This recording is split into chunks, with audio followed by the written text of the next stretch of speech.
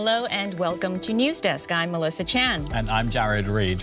This week, we will be taking a closer look at Venezuela and the United States. Over the past few weeks, the U.S. military has been moving ships towards the region near Venezuela in international waters, but clearly directed at Caracas. And this is the reason the White House is giving. Have a listen.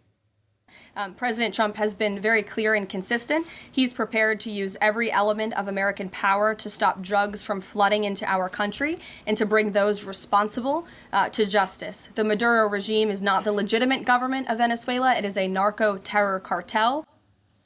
That's why the title of our talk this week is Drug War or Regime Change. Naval buildup in the Caribbean puts the U.S. and Venezuela on a collision course. That's right, and we've got two guests who are going to talk us through this. We're delighted to have Oscar Schlenker here in the studio. A lot of you will recognise him for his really insightful reporting as DW's correspondent in Caracas, but we're really grateful that you're here today, Oscar, in the studio with us, so welcome to you. And joining us in a couple of minutes will be Rebecca Bill Chavez. She is the president and CEO of the Inter-American Dialogue, which is a think tank based in Washington, D.C. And we have a lot of questions for both her and for Oscar. But before we get to them, we would like to welcome Cherie Chan in the chat, who is going to be monitoring what you've got to say and passing on your questions and comments to me, and I'll try and bring them into the conversation. So welcome to you, Cherie. But first of all, you've got a little quiz for our users today. Yeah, we are doing something a bit different today. We don't have a poll question, but a quiz for you to test all your knowledge about Venezuela. So what we're asking is that which one of the following statements about Venezuela is not true? The first one is hydro dams supply most electricity in Venezuela. The second one, Venezuela has the world's largest proven oil reserves. The third, China is the biggest export partner of Venezuela. And the fourth one is Venezuela has lost all of its glaciers. I'm sure, Oscar, you know the answer already. And it's not true, right? Which one of the Yeah, exactly. Which one is not true? Please remember, please answer this question. I will tell you the correct answer by the end of this talk and also the result of what you have answered.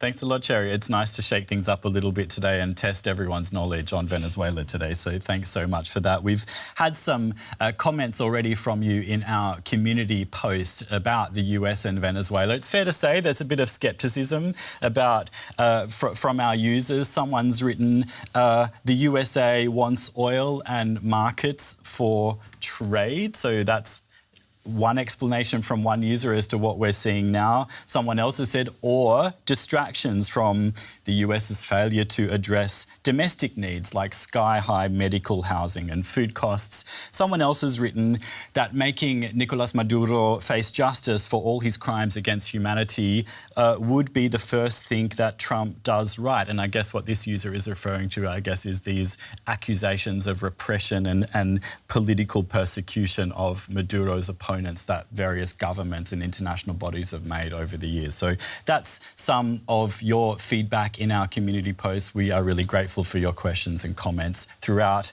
the next hour or so, and I'll try and bring what you've got to say into the chat. Yeah, definitely post your questions. And if you're just joining us, a reminder that, we're titling this talk Drug War or Regime Change, Naval Buildup in the Caribbean puts the U.S. and Venezuela on a collision course. So let me quickly explain the plan for our discussion. I mean, it can also sort of change depending on just the conversation we're having. But We'll start with why the U.S. is sending these warships over and whether it's sensible or not. We'll talk about the geopolitics and U.S. foreign policy. And then we'll look at Venezuelans' view on this, both ordinary citizens and also the government. Of course, Oscar, you'll definitely be leaning in on this. We want you to weigh in.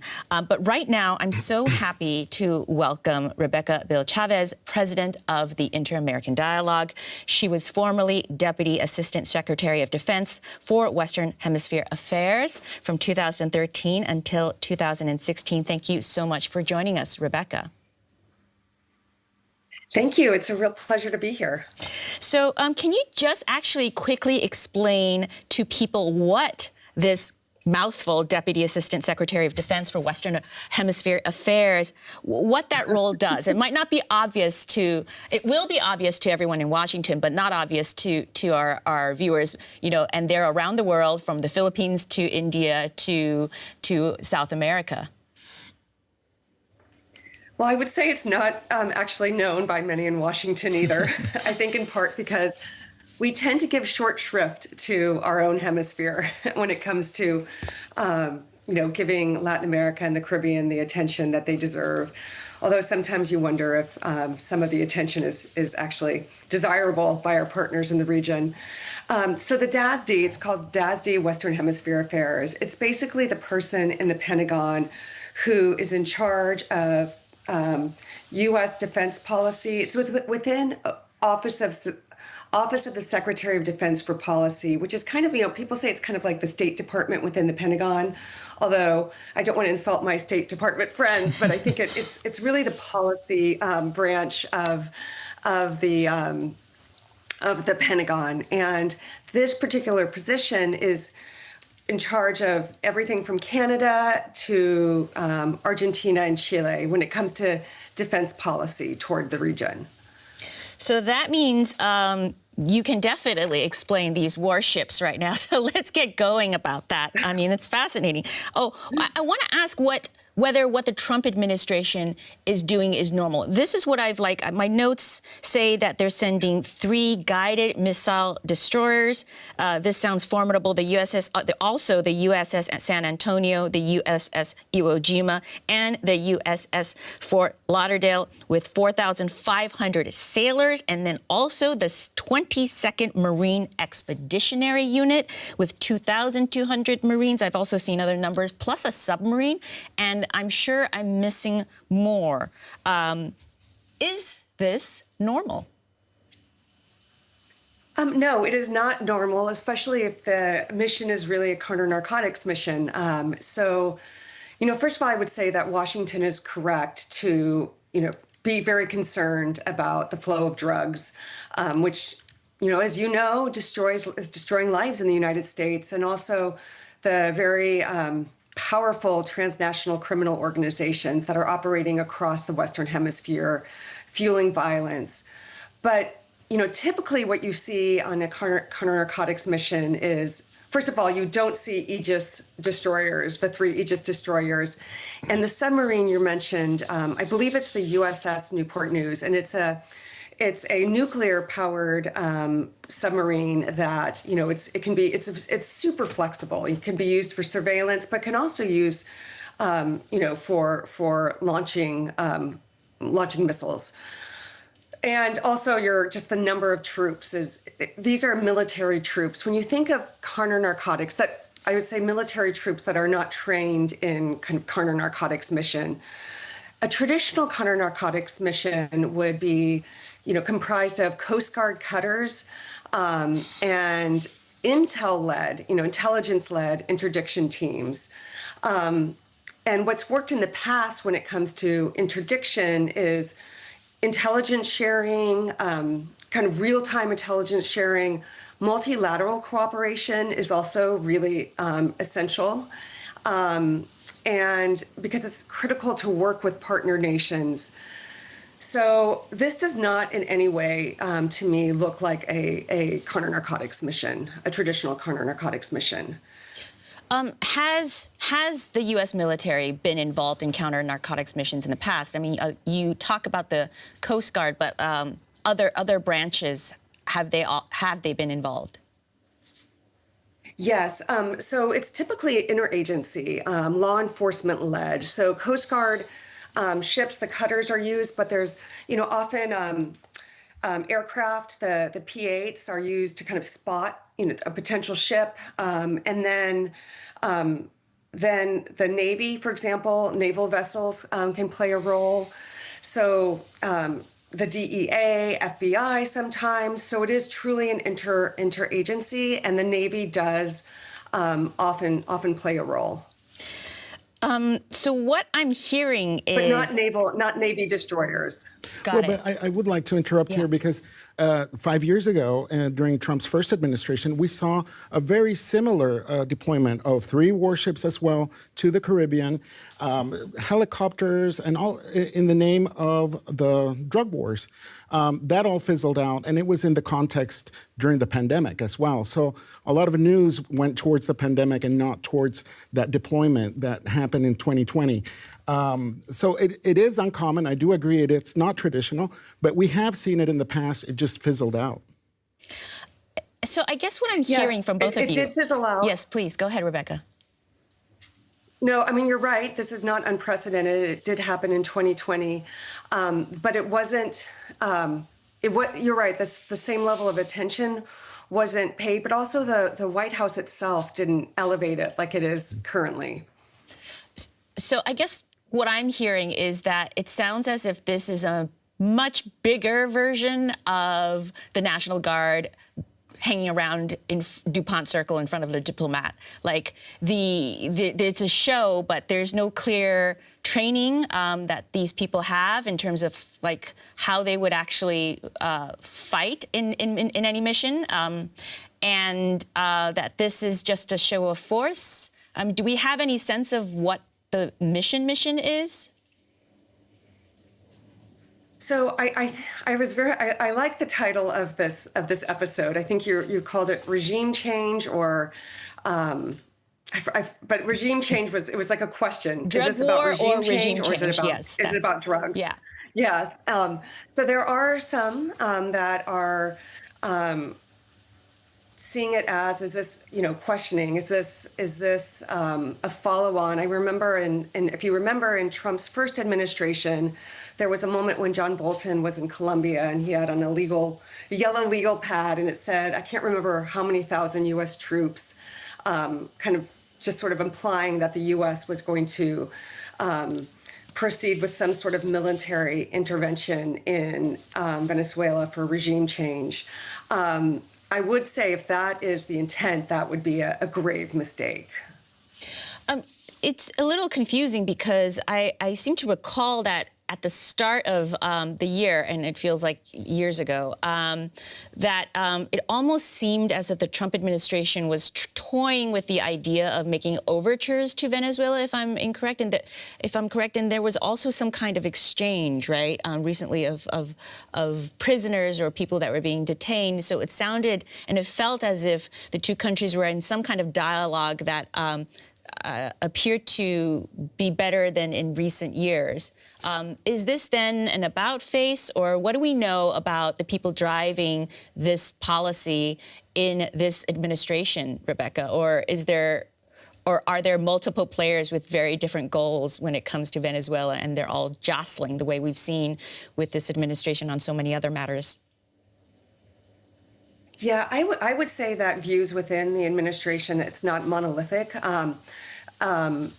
Your point, though, is interesting about there have been overtures to Maduro, the Chevron decision. So it's really interesting because you see these Aegis destroyers kind of going south while you're seeing Chevron shipments coming up. So it is confusing, right? Like there is this very sort of this very extreme posturing. Could you talk about the Chevron decision, just for people who don't know what that is?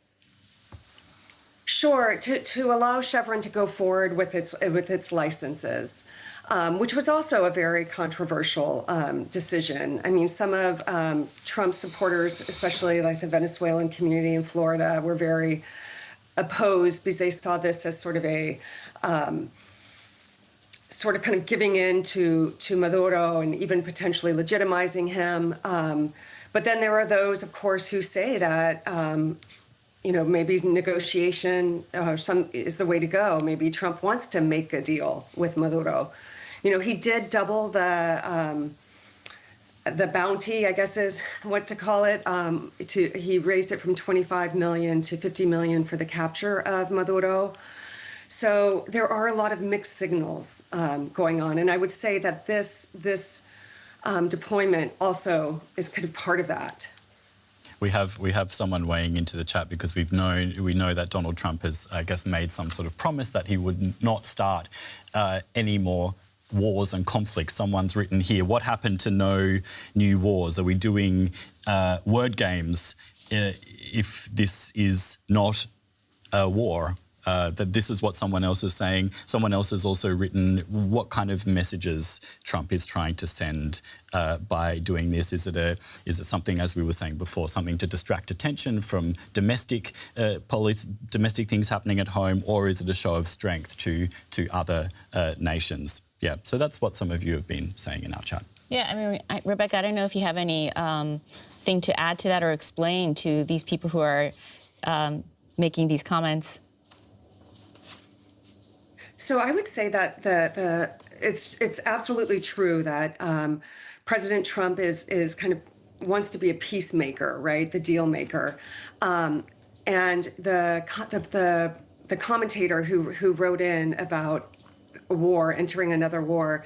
I hope that the administration is thinking about the fact that any sort of intervention in Venezuela to depose Maduro would not be a quick and easy activity. It would lead to a sustained conflict. It would require sustained U.S. presence for a number of reasons. It would look more like a prolonged low-intensity conflict or kind of even war because of the nature of what's going on in Venezuela. I mean, it's a huge territory.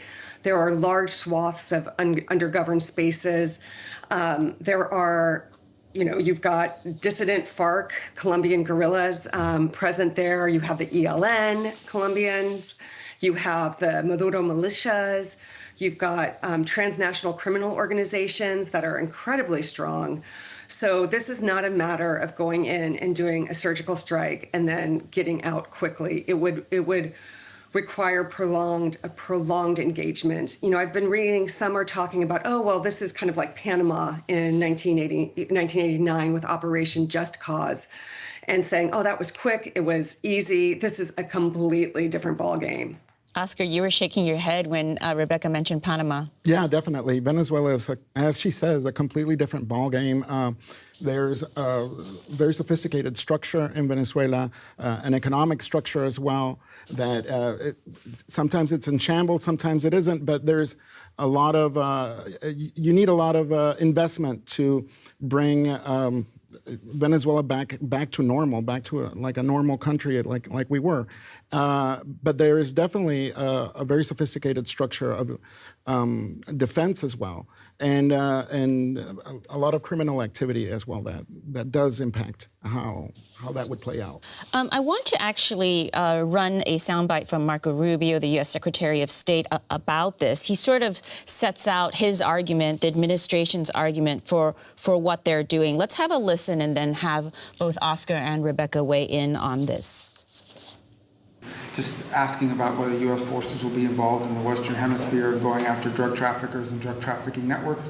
There are designated narco-terrorist groups operating in the region, some of them utilizing international airspace, international waters to transit poison into the United States. And those groups will be confronted. The President's made that clear from the time he operated.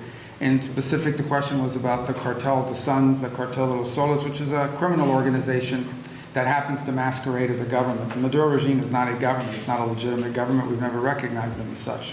They are a criminal enterprise that basically has taken control of national territory of a country, and who, by the way, are also threatening U.S. oil companies that are operating lawfully in Guyana. So the President's been very firm. Anything that's a threat to the national security of the United States, he's going to confront. And Rebecca, you did say earlier that there is a national security issue in terms of the drug trade and flows from South America to the United States. It is an issue that the U.S. government needs to tackle transnationally. But what the Secretary of State said is saying that he's connecting the leader of Venezuela directly to the drug trade and to the cartels and the gangs. What do we really know about this? Yes, well, I would say that Secretary Rubio, I agree 100% that Maduro is not the legitimate president, or the Maduro regime is not a legitimate government. We all know that. It's also a government that's conducted massive human rights violations. I think you alluded to the political prisoners at the top of the hour. It's been the international community has basically said that there have been mass gross violations of human rights conducted by the Maduro regime. I mean, it's one of the reasons that close to 8 million Venezuelans have had to flee the country. So what we see in Venezuela is a man-made disaster, and Maduro stands. I mean, it's on his shoulders. He is responsible for this. As far as I think part of what Secretary Rubio is talking about is the designation of these cartels as foreign terrorist organizations. It's maybe worth mentioning Mexico here right now, because that's where I think it's getting the biggest play because of the discussions about having a U.S. military activity in Mexico. And of course, President Claudia Sheinbaum says, no, that would not be acceptable. So this is also tied up with other countries in the region where there are cartels operating, very powerful cartels operating. Maduro's hands are not clean either in that sense when it comes to the transnational criminal organizations in Venezuela. I think one thing to note is this is not just about drugs. The transnational criminal organizations that are operating in the region are engaged in many different illicit activities that overlap. So, for example, in Venezuela, you have illegal mining. You've got, the human trafficking. Of course, the narcotics trafficking is a big part of that. But Venezuela alone kind of, I think, captures the fact that it's much broader than narcotics. Yeah, and I also agree with Rubio, but in the sense of the cartel of the Suns, which is what they're categorizing as a terrorist organization, or the cartel de los soles, it's called Suns because of the stars the generals have on their uniform. So that's it's not a typical cartel as the ones that we know from Mexico or from Colombia. It's a cartel that's proliferated and that has grown within the Venezuelan military structure. The actual military. I thought you meant it metaphorically. But... No, the actual military. Yeah, the military are involved in illicit negotiations. And it's been part of the Maduro's administration to turn the other eye or be involved in it. There's really it's really hard to connect it, but obviously there are connections with that. But it's the whole military system. It's one of the largest military systems in Latin America as well. And that's what Marco Rubio is referring to. These military generals are involved not only with drug trafficking. We don't produce drugs in Venezuela, but they are trafficked through Venezuela. But there's also a vast income from illegal mining and from other illicit activities like human trafficking as well.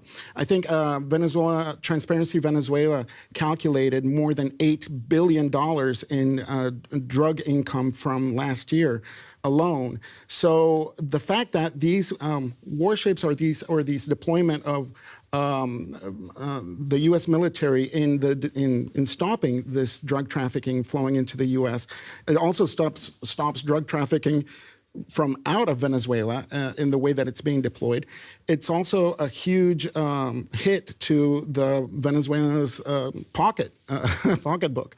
So in a way, it's trying also to implode the regime from within itself. Can we just actually, if we can pull up that map of Venezuela again, just so that people can see, I would love either of you to sort of just explain a little bit about the route for trafficking. Is it going overland or is it involving the sea? And how is the flow? It's getting made where and where does it go? Just so that we know where the Coast Guard and now these massive ships are supposedly trying to intercept these movements.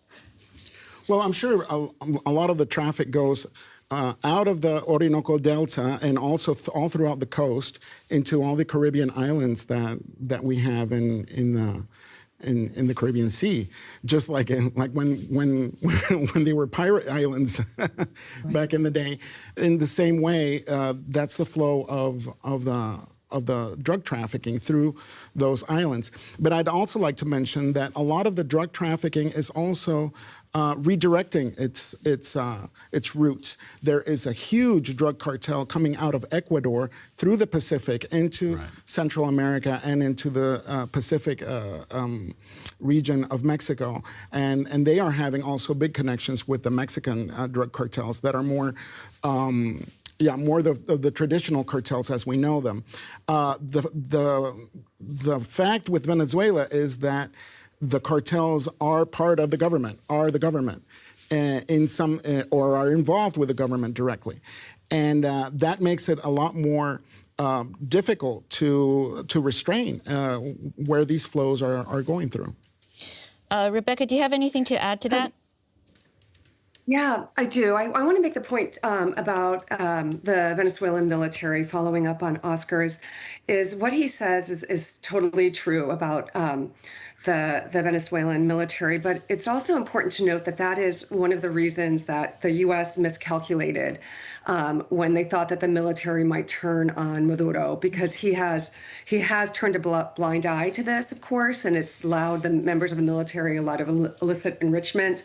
I mean, he has other tools too, like Cuban intelligence officers that monitor the Venezuelan military. So, and then what I would say on the routes, I mean, I could see, Oscar, your point about this is going to stop the flow. This is not going to be a permanent solution. I don't think it's going to make a real dent in the long run when it comes to flows out of Venezuela. So I would say that. And the other thing to remember is we've seen sort of the balloon effect before, where you like put pressure on one area. So here, maybe you're temporarily somehow slowing the flow out of Venezuela, but it's going to move elsewhere. And, it's incredibly costly to have this sort of military presence. So, I don't see it really, honestly, making a dent in the long run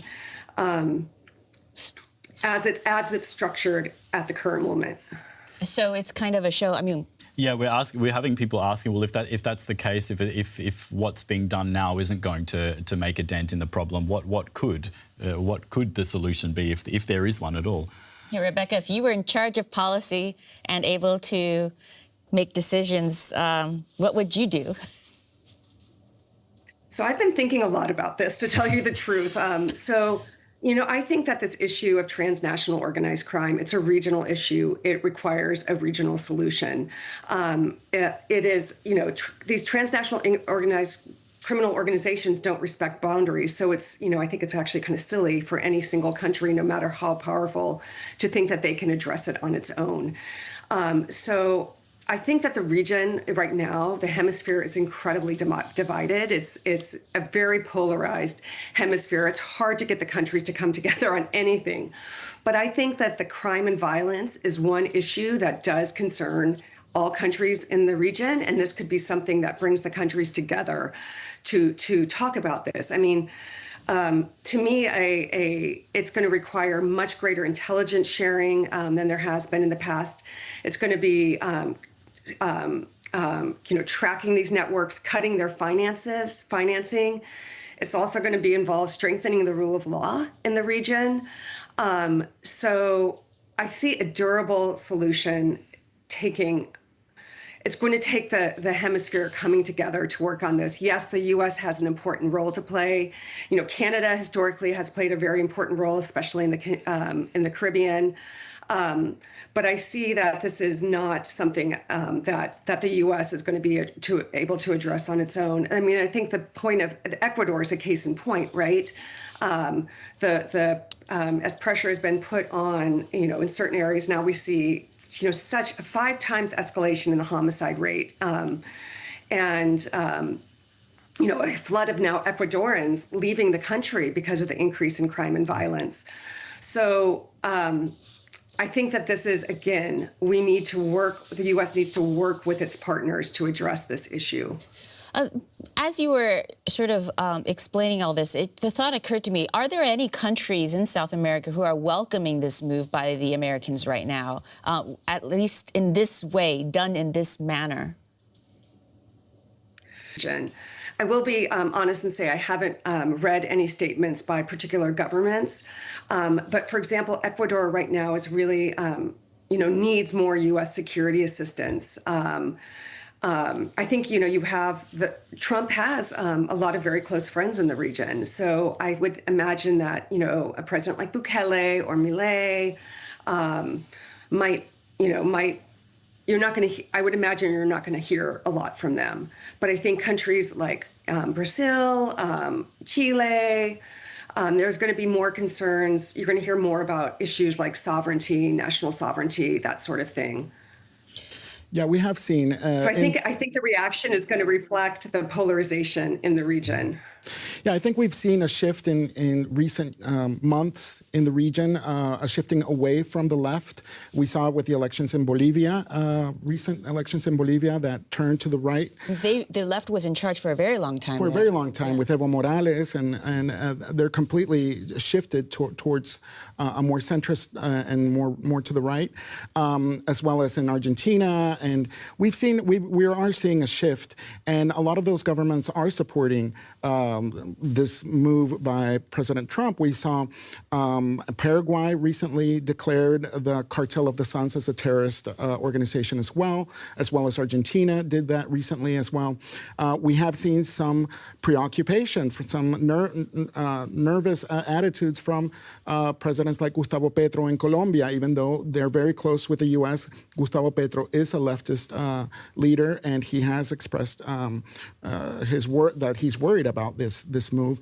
And Brazil has maintained itself pretty much quiet, because even though they are in a tiff with Donald Trump because of Bolsonaro's judgment towards house arrest, there are still a lot of negotiations going along between two countries. So, it's a mixed bag of candy there you can pick from.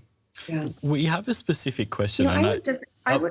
Go ahead, Rebecca. No, you make your point, please. Can I just add to that really quickly? I just want to make a point that I think that you're right. I think that the Bolivian example, for example, is a shift. I don't think it's necessarily a shift to the far right. I mean, there are two candidates. There's one who's more centrist.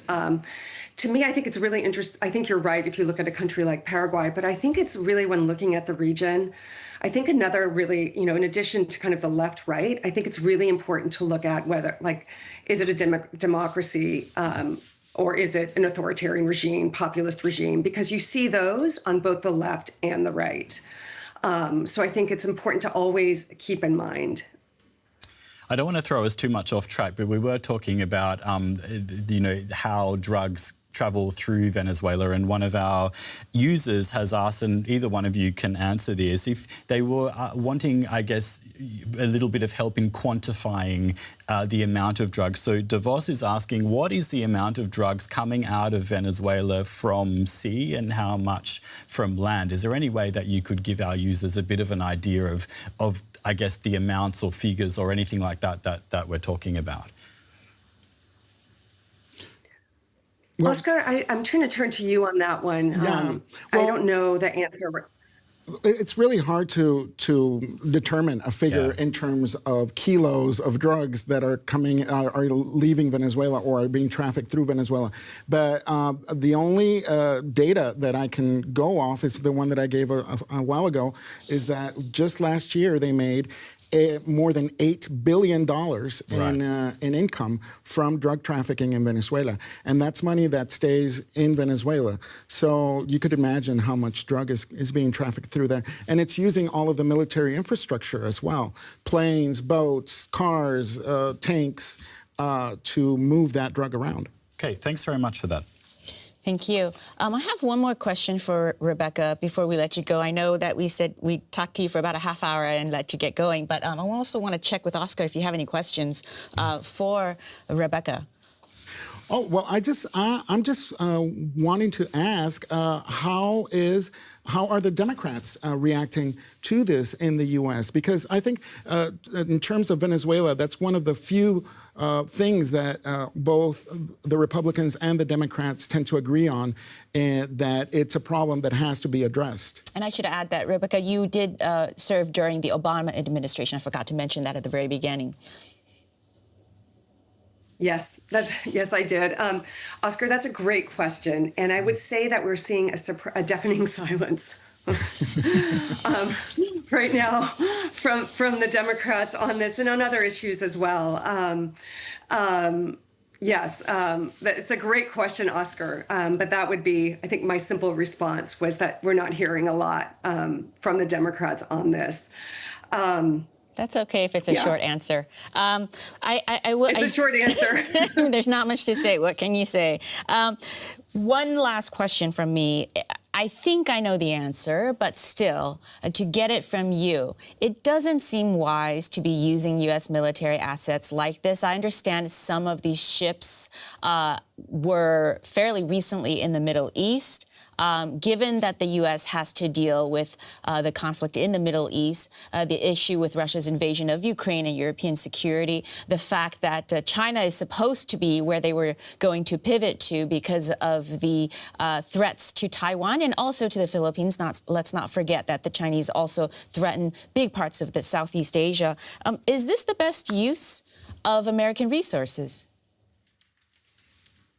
That's an excellent question. It's funny. It makes me think when I was in the Pentagon, U.S. Southern Command was always kind of struggling to get more just basic counter-narcotics equipment to the region. But it was needed. They were always kind of struggling against other AORs, areas of responsibility, other parts of the world. So I think that is an excellent point that you're making. And I would say that it's one of the reasons that this is not, I cannot see this as being, I don't know how that this presence can be sustained for that very reason. We're living in such a fragile world right now, with conflicts in so many parts that I can't see how this can remain a priority for this, this size, a deployment of this size. Rebecca Bill Chavez, thank you so much for joining us. We're really grateful. Thank you. Thank you. Well, that was really interesting. I know, Cherie, you've been looking at the chat. Anything that you've been seeing in the last half hour or so? Yeah, people are quite interested in this topic. There is one point that I think we haven't covered that I have seen being mentioned quite a lot in the chat. It's the topic about sanctions on Venezuela. There are many people who are quite skeptical about the idea that Venezuela is a corrupt state because it failed on itself, but then there are people who are raising this point that it's because the U.S. are having sanctions on the country and the country is facing different sanctions from other places, and it shouldn't be, we shouldn't blame on the country on its own. And what's your opinion on that, Oscar? Well, the thing with sanctions, it's a very touchy subject. We do have to remember that way before sanctions started, and the first sanctions put against Venezuela were put under the Obama administration. But before that, we were already having a grave political, social, and human rights crisis in Venezuela before those sanctions. And the sanctions, they have affected at some point Venezuela, of course, especially the oil sanctions. But we are seeing that, for example, the Trump administration is lifting some of those sanctions or those restrictions to Chevron and the main oil-producing companies in Venezuela. Well, I don't want to give too much away, but there is still a very big economy flow through Venezuela and the U.S. They're still very big partners in the economy, and those sanctions do affect the day-to-day life of many Venezuelans. But they still have pressured the government into making changes that have allowed more freedoms, more economic freedoms in Venezuela in the past. So there's a lot of economists and analysts that have agreed with these sanctions as part of a strategy to allow more economic freedoms in Venezuela. Because there was a lot of restrictions, especially with price controls and exchange controls also from the exchange rate. And that led to hyperinflation even before the sanctions. So you mean the sanctions have actually improved parts of the Venezuelan economy because it's forced the government to have to free up some aspects of it that they were really holding on to in terms of control. So there's an irony to that. There is an irony to it because in some aspects the economy has improved because of changes brought about from the government because of the sanctions. That's fascinating. And then what I'm also hearing from your answer is that that some people are using the sanctions as an excuse, or it's sanctions complicate the picture in terms of understanding the nature of the regime, which has vastly, impacted and decreased the quality of life for so many people in the country. Yeah, I mean, definitely. The sanctions have affected, for example, the oil trade in Venezuela, especially trading with other countries other than the U.S. That trade has been impacted by sanctions. They've had to reroute or change or make secret routes, and that has definitely decreased the production of oil, and that at the same time affects the economy of the country. I just caught something that you kind of laughed a little bit, where there was a little bit of like ironic. I mean, did I process this right? Like, I knew this, but I don't think I fully thought about it until you said this just now. So the U.S. has been the main driver of the sanctions against Venezuela. That means other countries don't trade with Venezuela in terms of oil as much as it would like to, but then the U.S. is giving itself exceptions so that they actually benefit from not having sanctions, kind of. Is that what's going on? Well, there are licenses. For example, Chevron has licenses to operate in Venezuela, and that's one of the biggest things that was negotiated. Also, in exchange of U.S. prisoners in Venezuela. Part of that negotiation, I'm sure that was on the table, probably not that openly, but to allow Chevron to continue its licenses to operate in Venezuela. And, it's ironic that once we saw the deployment of these warships approaching the Caribbean coast in Venezuela, those first shipments of the new licenses of Chevron were arriving to the U.S. with Venezuelan oil. So, there is an irony to it. And there must be some behind the scenes, behind the curtain negotiations that we don't know about and that we will probably never will, but that do affect what happens in Venezuela. And I think one of the biggest changes in these negotiations is that I think the Trump administration has just had it with Maduro and will not want to negotiate anymore with him or with the inner circle of his administration.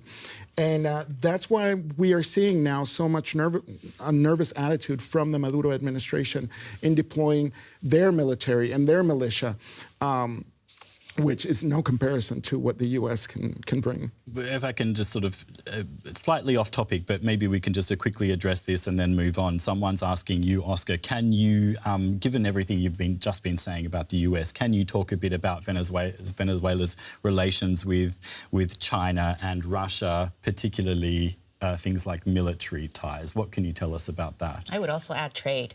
Yeah, definitely. There's of course, Venezuela's Maduro's administration has been very much supported by the Russian and the Chinese governments. There have been even military joint exercises in Venezuela with Russian military back in 2020 when this also happened.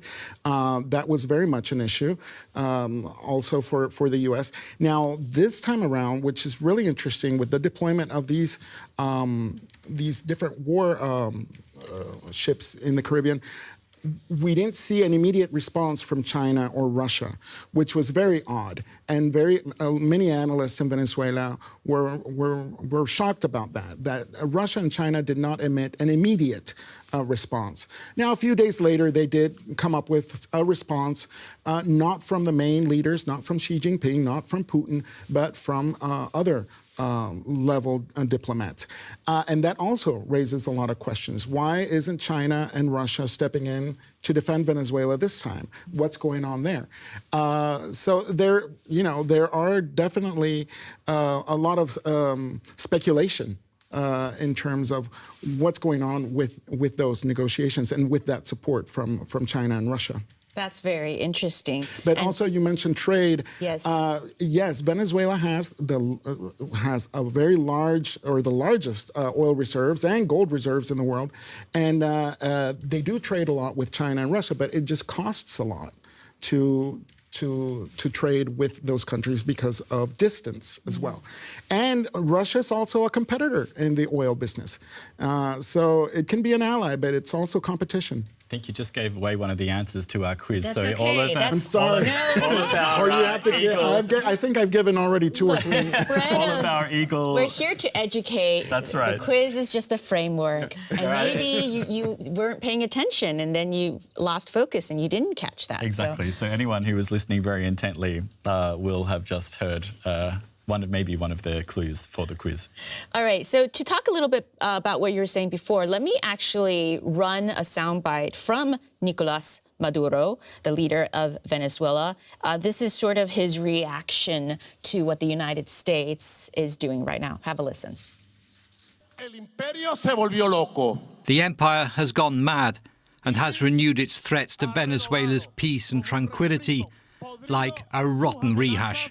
A la paz y a la tranquilidad de Venezuela. Así que We must advance on all fronts simultaneously and prepare ourselves to win sovereignty and peace in any circumstances that may arise in the days, months and years to come, in order to defeat US imperialism once again. que se presente en los días, meses y años por venir.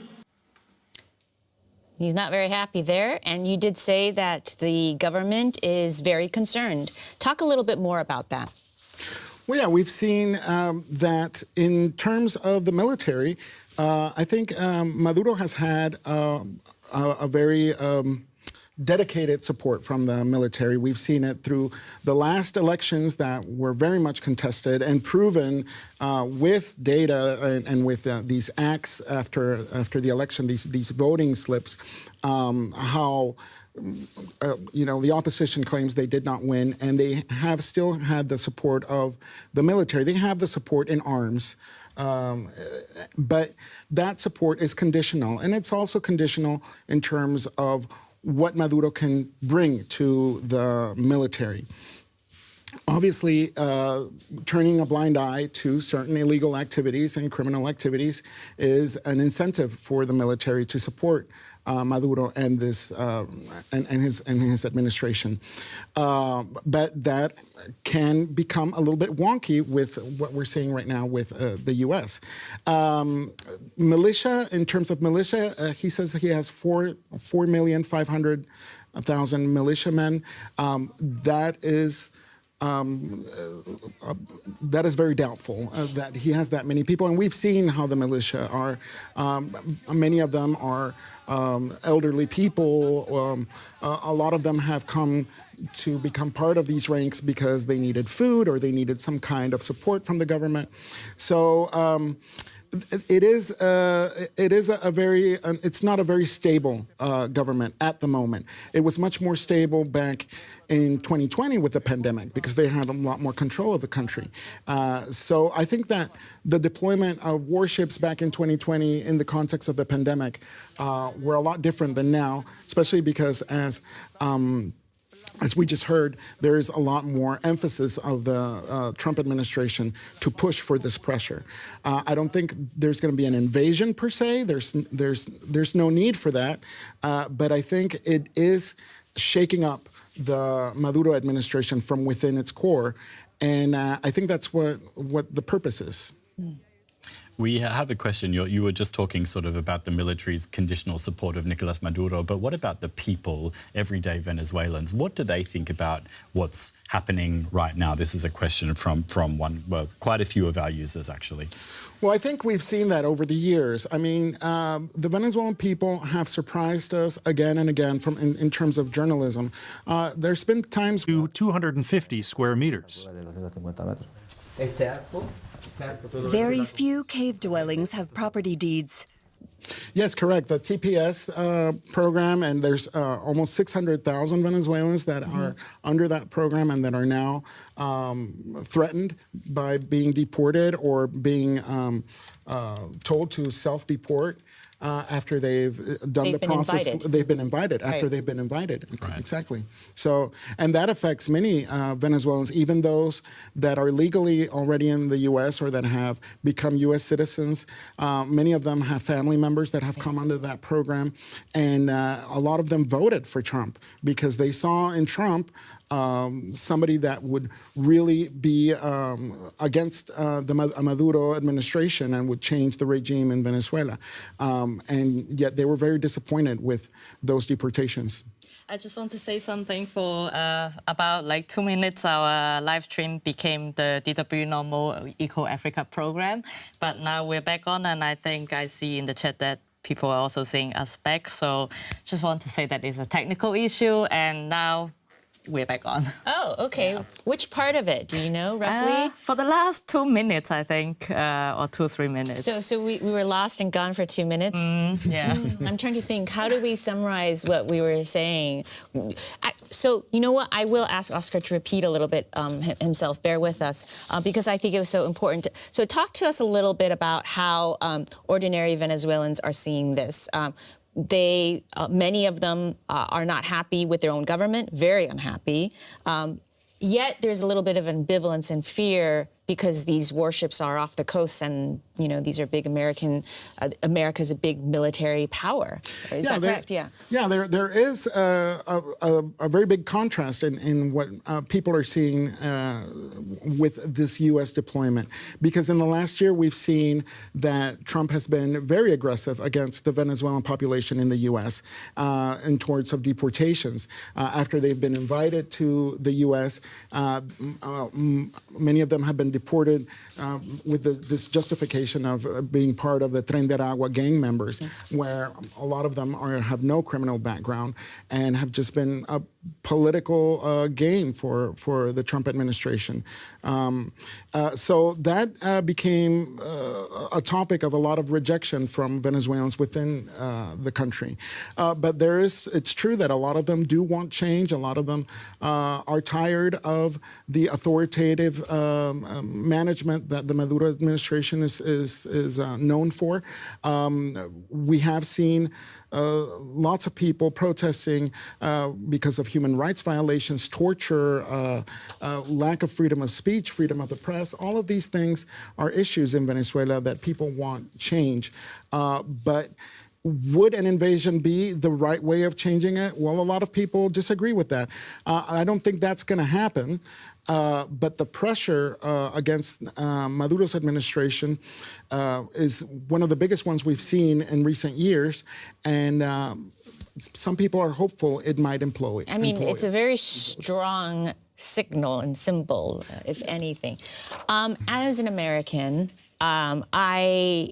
of course, I'm very aware of my country's history, particularly something called the Monroe Doctrine that we all know, but maybe viewers might not. But this was, an announcement in the 19th century from the United States government telling particularly Europe to back off, that this region is our sphere of influence. And frankly, ever since the U.S. has intervened in politics in South America, both with boots on the ground and politically and through intelligence, all kinds of messy ways. And so seeing these warships just off the coast of Venezuela, no matter what kind of regime it is, kind of reminds me of here we go again. And I really wanted to pick your brain and ask you what you think about that perspective, and as a Venezuelan, whether you feel the same as well. Well, yes, definitely. We've seen that the U.S. In recent years has pretty much tried to back off of the region a bit. And what we've experienced from that is that when there's a void, another government steps in. So we've seen that that void being filled by China's government and by Russia's government, specifically in Venezuela, and that also raises a lot of worries within the population. The U.S. has always been a partner for economic growth in the region. Yes, there have been in the past moments of fear and of aggression, but in terms of economic growth, of way of life, of perspective. The U.S. has always been a partner to the region, and yeah, I mean it's a touchy subject, to be honest. Yeah, I mean, the symbolism of the warships off the coast, just like that was sort of my own first instinct as well, just knowing the history of the region. Yeah, but culturally, we are very much in tune. I mean, specifically, especially in the Caribbean. In Venezuela, we play baseball. We don't play soccer. I mean, we're starting to play soccer now, but we play baseball, just like in Puerto Rico and in Dominican Republic. Those are cultural things that do bring those countries together. And there's a lot of Venezuelans that feel at home in the U.S. as well as there's a lot of Americans, U.S. Americans that felt at home in Venezuela for many years and built the country up and built also the oil industry as it was, not as it is now. So a lot of them have left, obviously, but there were a lot of connections between the two lands. And to see warships now in the Caribbean, it's sad to see that aggression progress. But, we'll see what it turns into. Very interesting. Jared, it looks like there's a lot of activity. You're looking through and sifting through stuff. We've had a few questions actually on Guyana. Yes. I wasn't sure if we should go down that. I wasn't sure if, But that's great. Yeah, look at our it's viewers. interesting. They're so smart. Yes, go ahead. Okay, another question for Oscar. Could you please explain the Guyana situation? Do you have How much time do I have? No, the Guyana situation is very interesting. I'll just say this. I think we might have a map too. We'll see if the control room pulls it up, but keep talking. Well, I'll tell you this. Recently, Trinidad and Tobago said they would support Guyana in terms of any aggression from Venezuela towards Guyana. Now, historically, that Essequibo region has been part of Venezuela. It was through the British government, which was the colonizers of Guyana. They tried to take that part from Venezuela away, and then when Guyana became independent from the British rule, they have claimed and occupied that territory. Now, that territory was pretty much not I mean, it was contested from each government. There was a lawsuit in the 1960s as well, some kind of resolution that they both had to kind of get something out of it.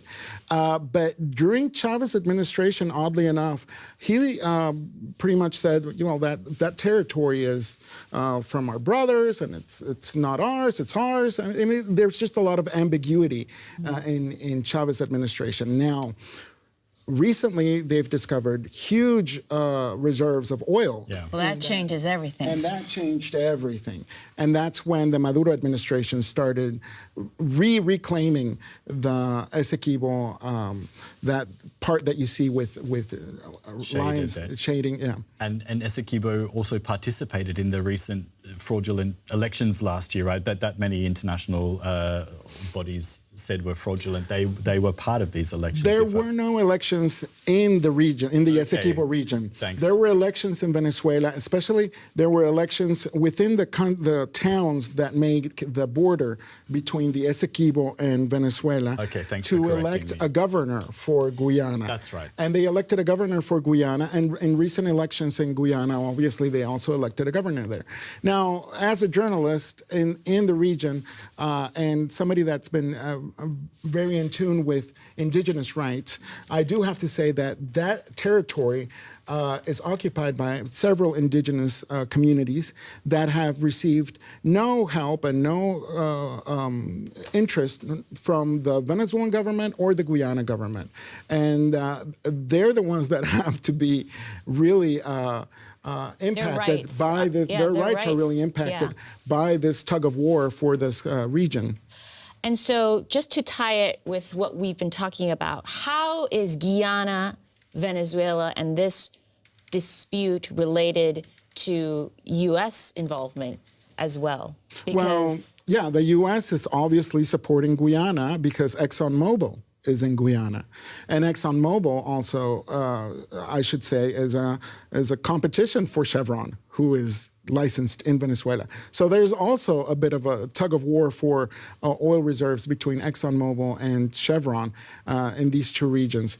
I mean, I'm stating it very mildly. There's a lot more complexity to these issues, but the U.S. is obviously interested in supporting Guyana for in terms of exploiting the oil. Because it's a friendlier state that they can, where they could feel like they can do business better with, or? Well, yeah, definitely, and Guyana needs that military support from a bigger country to fend off Venezuela from taking that Essequibo territory. It is complicated because, as you mentioned earlier, the United States is also still buying oil from Venezuela. Oh, yeah. So it is a stew, but hopefully that helped answer some of your questions. Any more, Jared? Look, I think, yeah, let me sort of go through. I mean, no, I think we've covered a lot of ground here. So, yeah, I think we're happy. Great. So I think maybe this is a good time to finally address the quiz that we had. Yeah, I would have Oscar tell us what the correct option is. But first, let me repeat the question and see what everyone thinks the answer is. So our question was, which one of the following statements about Venezuela is not true? 36% of the 194 votes think that Venezuela lost all of its glacier is not true. 28% thinks that Venezuela has the world's largest proven oil reserves is not true. 22% thinks that hydro dams supply most electricity in the country is not true.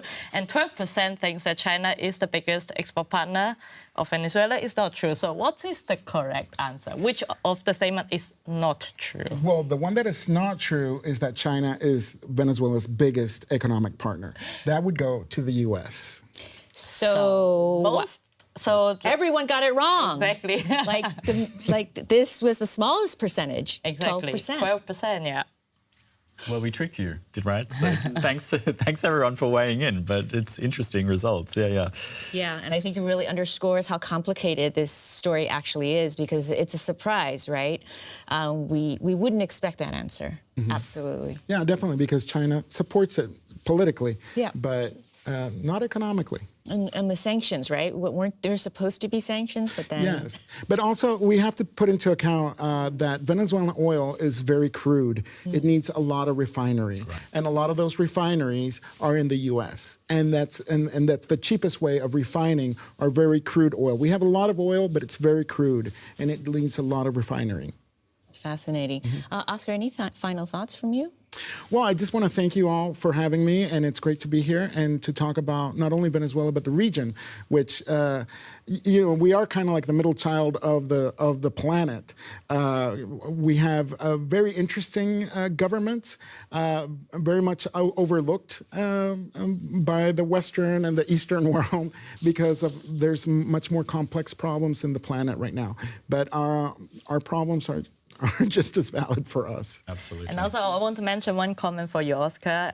Great explanation for the Guyana situation. That's from one of our viewers. Thank you. It's an honor. Thank you. Oscar Schlenker of DW joining us in the studio. What a treat. Thank you so much.